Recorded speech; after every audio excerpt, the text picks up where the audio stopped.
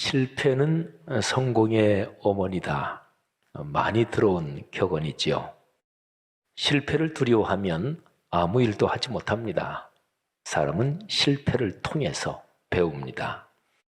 실패나 실수는 성공의 모태 또는 모판이라고 말할 수가 있지요.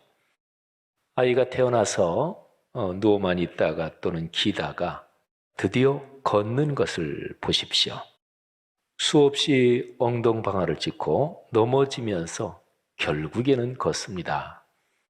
아이가 걸음마를 하기까지 평균적으로 대략 2000번 정도를 넘어진다는 그런 통계도 있습니다. 자, 실수나 실패, 사람 삶에서 누구에게나 있고 또 그거를 통해서 더 나은 삶으로 이어진다는 것 정확하게 맞는 말씀이지요. 그러나 말이죠. 아주 중대하고 결정적인 실수나 실패는 저지르지 말아야 합니다. 사람에 따라 다르겠지만 어느 정도 이상의 심각하고 결정적인 실패를 경험하면 다시는 그 일을 시도하지 못하고 완전히 꺾이는 경우도 적지 않습니다. 스데반 집사님은 이스라엘 민족이 저지른 결정적인 실수에 관하여 언급합니다. 정확하게 말하면 실수 정도가 아니라 하나님께 지은 죄, 범죄입니다. 그리고 죄 중에서도 가장 결정적인 두세 가지 죄악 중 하나입니다. 사도행전 7장에서 스데반 집사님은 그 죄악을 아주 명확하게 그리고 강하게 지적하면서 책망합니다. 스데반 집사님이 그렇게 지적하고 책망하는 내용의 흐름이 4절에 잘 나타나 있는데요. 38, 39절, 두 절은 그냥 붙어 있죠. 그리고 건너뛰어서 44절, 또 건너뛰어서 53절인데 이 53절은 7장에 나오는 스데반 집사님의 설교 또는 재판받으면서 최후 변론을 하는 내용에서 제일 마지막 결론이 53절입니다. 제가 이 4구절을 먼저 읽어드리고 그리고 나서 한 절씩 설명을 드리겠습니다. 자, 38절. 시내산에서 말하던 그 천사와 우리 조상들과 함께 광야 교회에 있었고 또 살아있는 말씀을 받아 우리에게 주던 자가 이 사람이라. 여기서 이 사람은 모세를 말하지요. 자, 이어지는 39절. 우리 조상들이 모세에게 복종하지 아니하고자 하여 거절하며 그 마음이 도리어 애굽으로 향하여. 건너뛰어서 44절.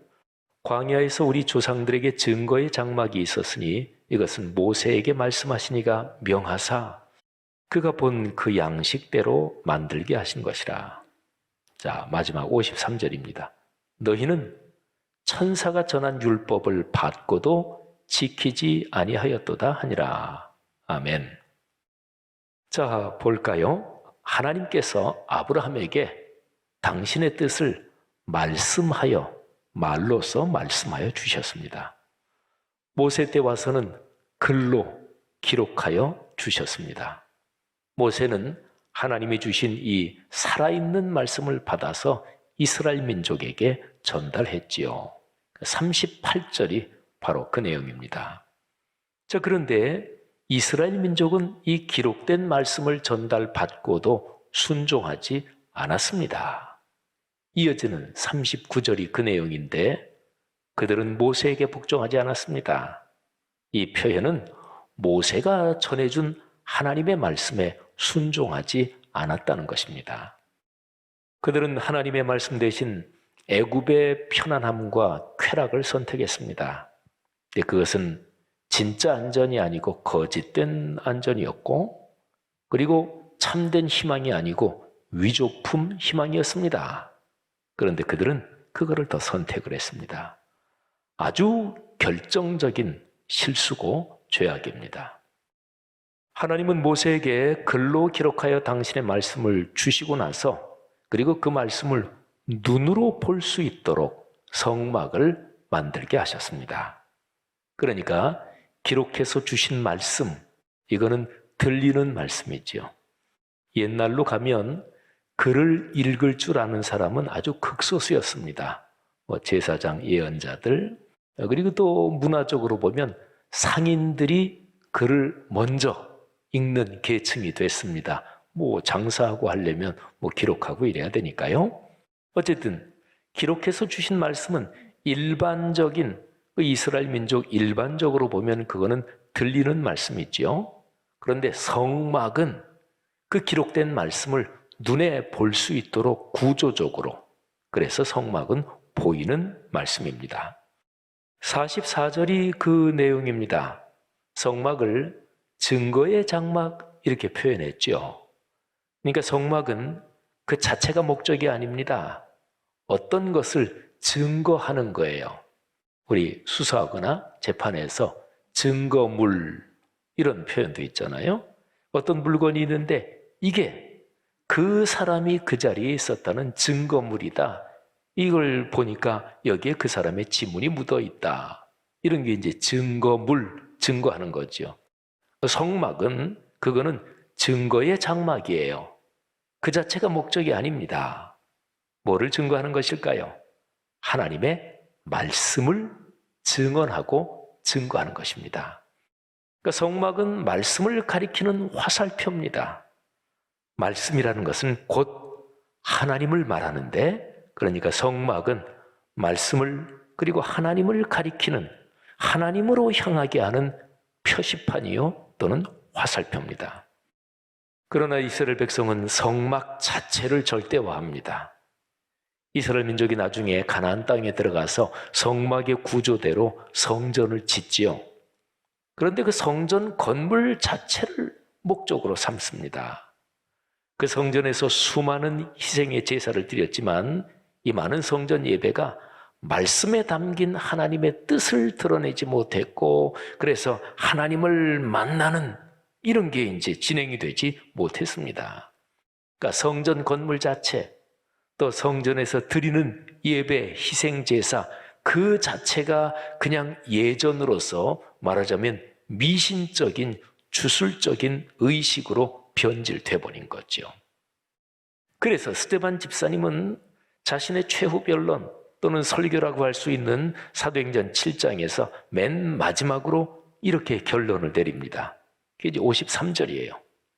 이스라엘 민족은 천사가 전한 율법을 받고도 지키지 않았다.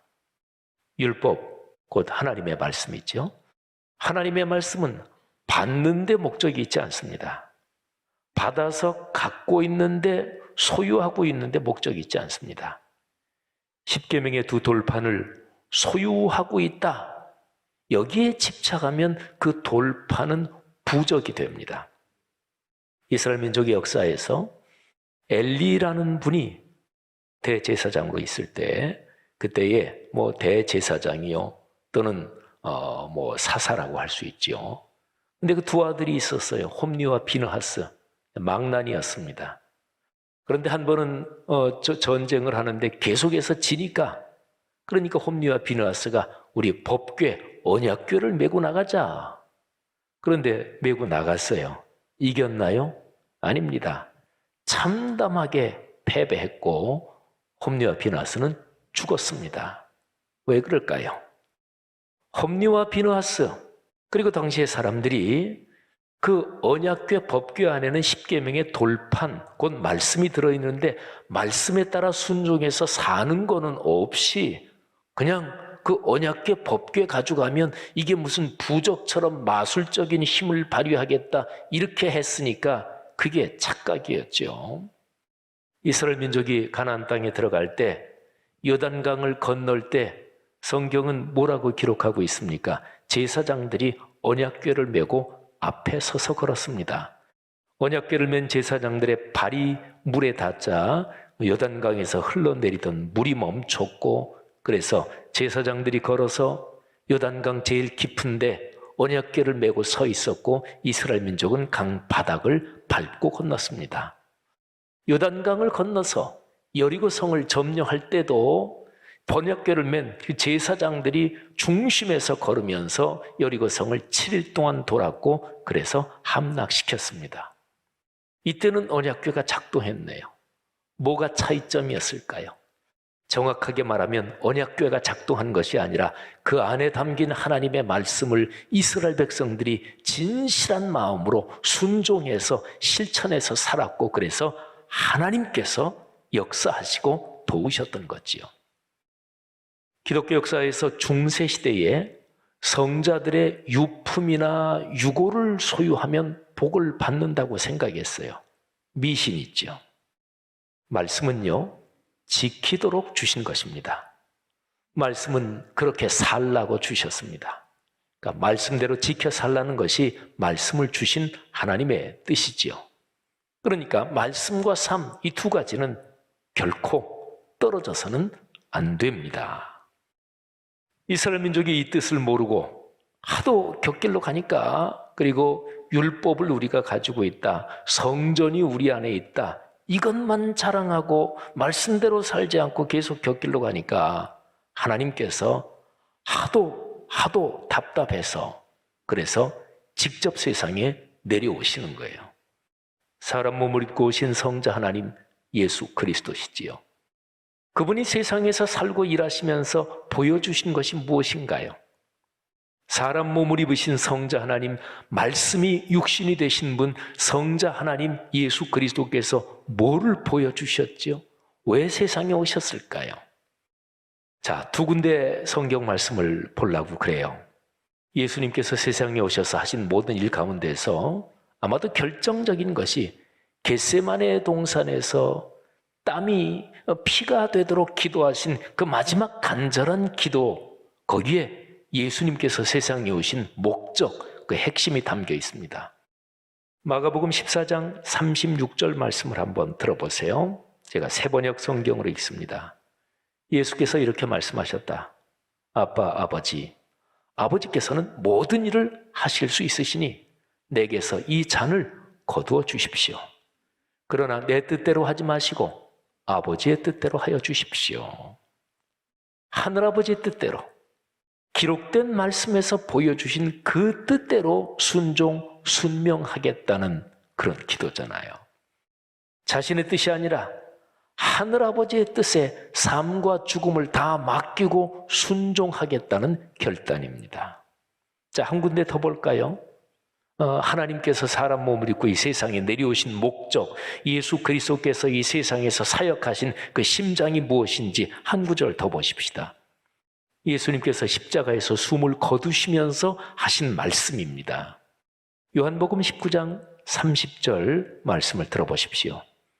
예수께서 신포도주를 받으신 후에 이르시되 다 이루었다 하시고 머리를 숙이니 영혼이 떠나가시니라. 아멘. 자, 여러분, 이 구절에서 예수님이 다 이루었다 이렇게 말씀하시죠. 그런데 자신의 뜻이 아니고 하늘아버지의 뜻이 다 이루어졌다, 이런 뜻입니다. 다 이루었다, 우리 한글로 이렇게 번역이 됐는데 주어는 없죠. 그러면 다 이루었다, 누가 다 이루었다는 말일까요? 우리 한글의 문장으로 보면 주어가 생략될 수도 있는데 이렇게 다 이루었다 번역해놨으니까 생략된 주어는 이거를 말씀하시는 분, 예수님이 내가 다 이루었다, 사실은 그렇게 읽히지요. 그렇다면 이 성경 번역은 조금 다르게 번역해야 더 적절합니다. 다 이루었다, 이 단어는 헬라어로 수동태입니다.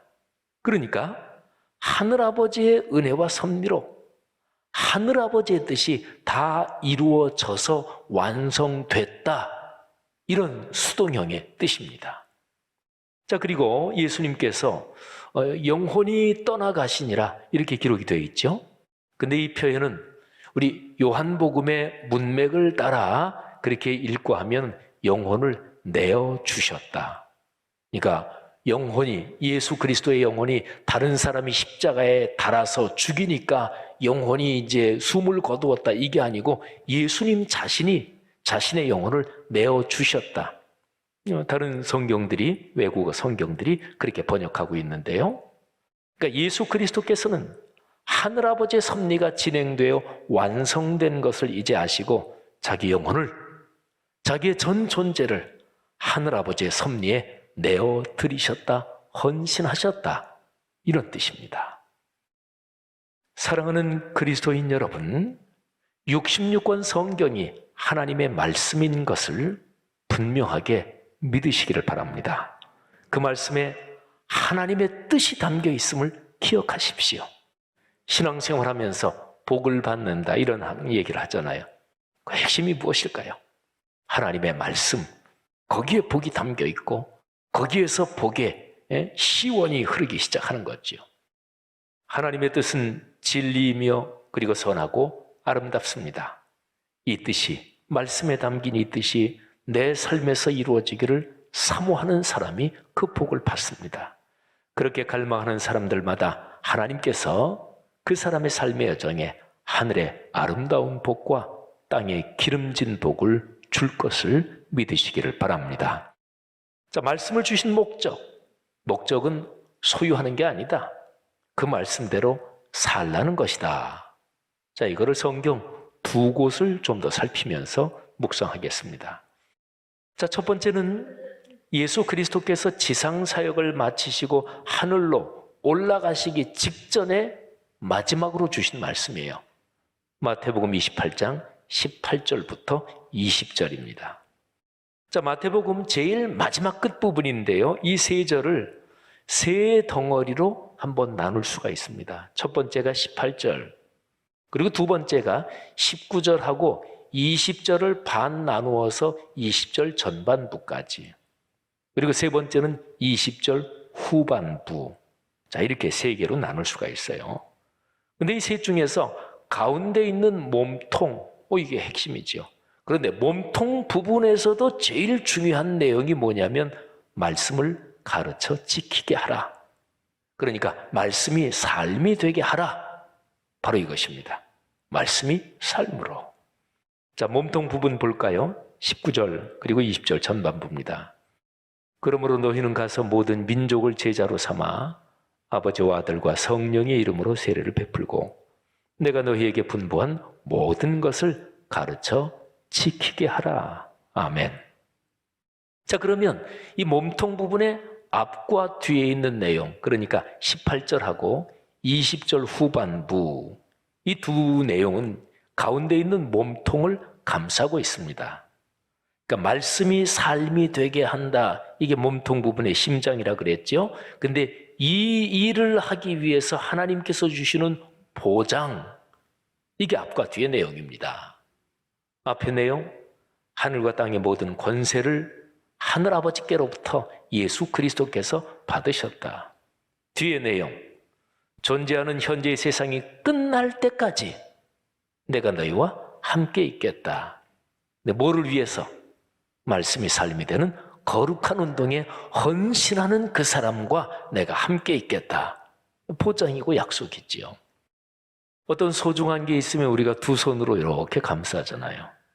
그런데 소중한 것을 두 손으로 감싸고 있는 듯이 두 손에 해당하는 부분이 앞에 18절, 뒤에는 20절 후반부입니다.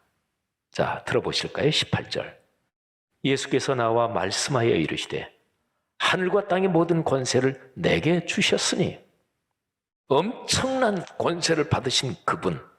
그리고 20절 후반부, 볼지어다 내가 세상 끝날까지 너희와 항상 함께 있으리라. 아멘. 여러분, 이 세 절의 구조가 아주 명확하죠. 자, 그런데요, 말씀이 삶의 일상과 인격에서 살아 움직이려면 아주 중요한 조건이 있습니다. 또는 다른 식으로 말하면 굉장히 중대한 난관, 어려움을 뚫고서야 말씀이 삶에서 작동해요. 사람을 생각해 보세요. 사람이란 존재는 자신의 결단과 헌신만으로는 말씀대로 살지 못합니다. 사람 속에 있는 타락한 성향, 죄의 이 뿌리가 말씀을 그대로 살려는 그 길을 가로막습니다. 그러니까 사람이란 존재는 한계 상황 안에 있는 존재지요. 그런 것들 경험하시잖아요. 신앙생활 열심히 하고 하면서 스스로가 생각하기를 내가 요즘 신앙생활 잘하고 있는 것 같아. 또 내 신앙이 참 요즘 많이 성장하고 있는 것 같아. 그런데 어느 날 어떤 사람하고 기분이 나빠서 싸우다가 확 하고 성질을 부리고 나서 아주 참담한 자기 자신에 대한 실망을 경험하는 그런 때 있으시잖아요. 사람은 한계가 있습니다. 이 죄의 뿌리, 이걸 어떻게 극복할 수 있을까요? 성령 하나님께서 함께 계시는 것이 바로 그 해답입니다.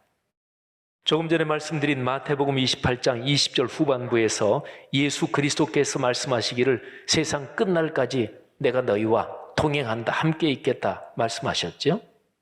그런데 예수님께서 그 말씀을 하시고 하늘로 가시는데, 그러니까 부활하신 예수님께서 하늘로 가시는데 어떻게 함께 계실까요?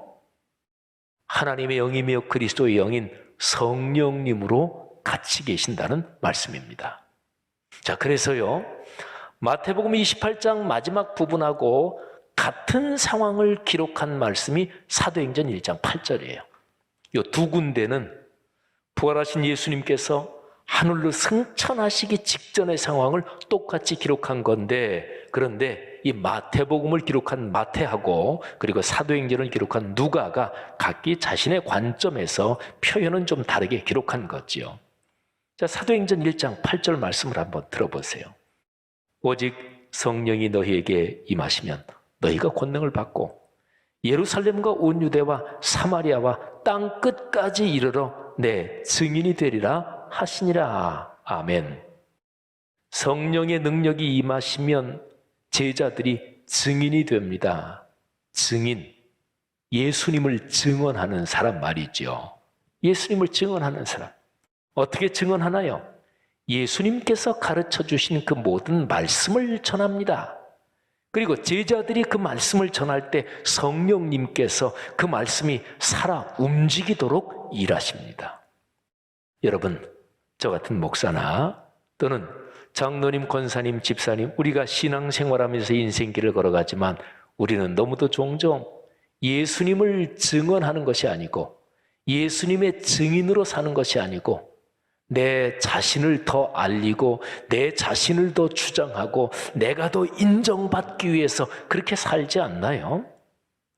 여러분, 신앙생활 하면서 저 같은 목사로 이제 어느 정도 오래 살면 아주 품위 있게 이런 얘기를 할 수 있습니다. 아유, 뭐 제가 했나요? 주님의 은혜입니다. 어떤 장로님, 어떤 집사님도 그런 말씀하실 수가 있죠. 신앙생활 오래 하면 그런 품격 있는 신앙 문화에 익숙해져요. 그런데 하나 질문해 볼까요? 진짜 속까지 그렇습니까? 내가 이 정도인데 나를 당연히 인정해줘야지. 그러면서 그냥 표현은 아유, 제가 했나요? 주님의 은혜지요. 사랑하신 여러분, 너나 할 거 없이 우리 그리스도인은 예수 그리스도의 증인으로 살아야 하는데 그러지 못할 때가 현실적으로 많지요. 방법은, 길은 성령께서 우리에게 오시고 역사하시는 것입니다. 그럴 때에 하나님의 말씀이 말씀 그대로 명실상부하게 우리의 삶에서 살아 움직이는 거지요. 성령이 성경을 작동하게 하십니다. 성령의 도우심이 없이 성경을 지식적으로만 깊이 이해하는 것은 기독교 사역을 오히려 방해합니다. 성경을 내가 잘 알아. 뭐 저희 같은 목사나 신학자들, 내가 신학적인 성경에 대한 지식이 많아. 이거는 교만에 빠지게 되는 길이고 그래서 하나님을 전하지 못합니다. 또 성도들 중에도 다른 사람보다 성경 지식이 내가 더 많아. 이렇게 하는 그런 자의식이 강하면 삶으로 실천해야 한다, 헌신해야 한다, 이거를 교묘하게 피하게 만드는 그런 핑계가 됩니다. 내 지식을 자랑하는 거지요. 그거는 나를 자랑하는 거고 나를 증언하는 거지 예수 그리스도의 증인으로 사는 게 아니잖아요. 사랑하는 성도 여러분, 성령의 임재와 능력이 그래서 필요합니다. 성령의 임재와 능력을 구하는 여러분이 되시기를 바랍니다. 성령님께서 주시는 힘으로 하나님의 말씀이 우리의 삶으로 이어지기를 갈망하시기를 바랍니다. 이렇게 간구하며 사모하는 모든 사람에게 성령 충만의 복이 임합니다. 성령의 충만으로 하늘과 땅의 복을 누리며 살게 되는 거지요. 성도 여러분들이요, 이 늦가을 이제 겨울로 접어드는 이 아름다운 계절에 말씀이 삶이 되는 복, 그리고 성령의 임재와 성령의 충만을 간구하여 성령께서 여러분의 삶을 그렇게 축복하시기를 주의 이름으로 축원합니다.